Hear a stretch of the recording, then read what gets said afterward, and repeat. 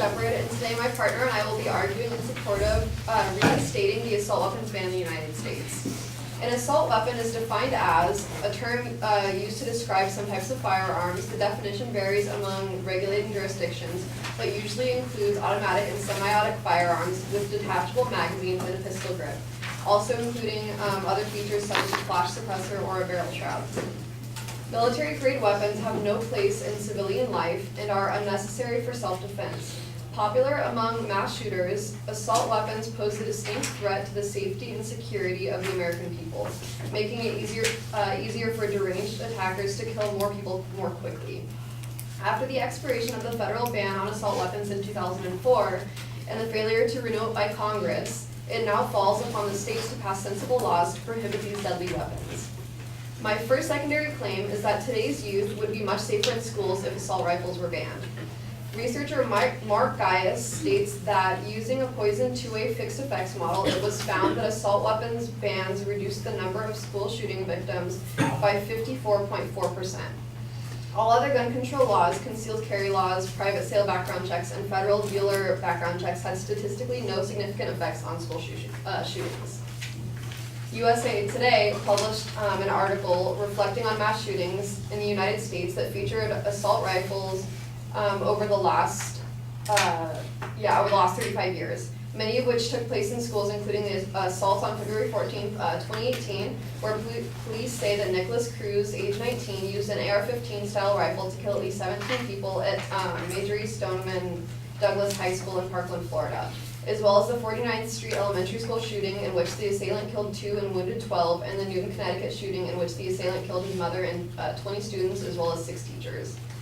Business Insider presents the fact that mass shooters who use an assault weapon or high-capacity magazine shoot more than twice as many people than those who use handguns, according to the MAIG data.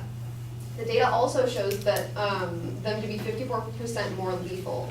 Based on the average number of casualties at a mass shooting event since 2009, when a shooter doesn't use an assault weapon or high-capacity magazine, he or she shoots 7 and kills 5.4 people on average. When a shooter is using a high-capacity magazine or an assault weapon, he or she would shoot 15.6 and kill 8.3 people on average. My secondary claim is that the Second Amendment was meant to protect the right of militias to bear arms at the time.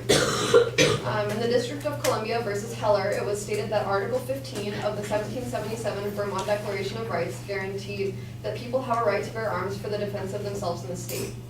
This article contrasts that of the Declaration and the Second Amendment, which reinforces a clear statement of purpose announced in the amendment's preamble.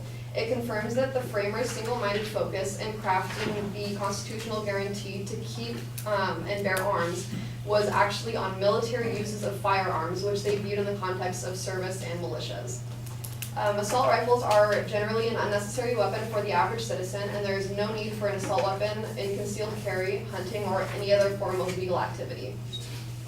My third secondary claim is that gun control laws would reduce the societal costs associated with gun violence. Researchers at the Urban Institute found that in 2010 there were 36,341 emergency room visits and 25,000 hospitalizations for gun injuries, costing an estimated $6.3 million. 84% of those injuries by firearms are uninsured, leaving the taxpayers responsible for most of these bills through programs like Medicaid. Business Insider also states that American taxpayers pay roughly $12.8 million every day to cover the cost of these gun-related deaths and injuries, and that is a conservative estimate. The exact cost is actually not fully known, partly because of the vast sum of money that's spent by the NRA and other gun rights activists to shut down research related to these firearms, and also partly because of the sheer number of expenses incurred when someone is shot. So taxpayer money would go towards things like medical treatment, legal fees, long-term prison costs, long-term medical and disability expenses, mental health care, emergency services, police investigations, and security enhancements. Our inherency claims that the purpose of a ban on assault weapons would be to lower the carnage of shootings, not to stop them entirely. From 1994 to 2004, when the previous ban was in effect, there were 12 incidents, versus from 2004 to 2014, when the ban has ended, there were 34 incidents. That shows a 183% increase of incidents where 6 or more people were killed in the decade after the ban compared to the years during the ban. Our solvency claim is that a similar assault weapons ban that I previously mentioned had worked in the past in the United States, as well as various other countries.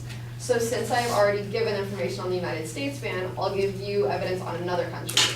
PBS explains that in Australia, the National Agreement on Firearms all but prohibited automatic and semi-automatic assault rifles, mandated licensing and registration, and instituted a temporary gun buyback program that took some 650,000 assault weapons, which was about 1/6 of the national stock, actually out of the public circulation. Many analysts say that these measures have been highly effective in citing the decline in gun-related deaths and the absence of gun-related mass killings in Australia since 1996.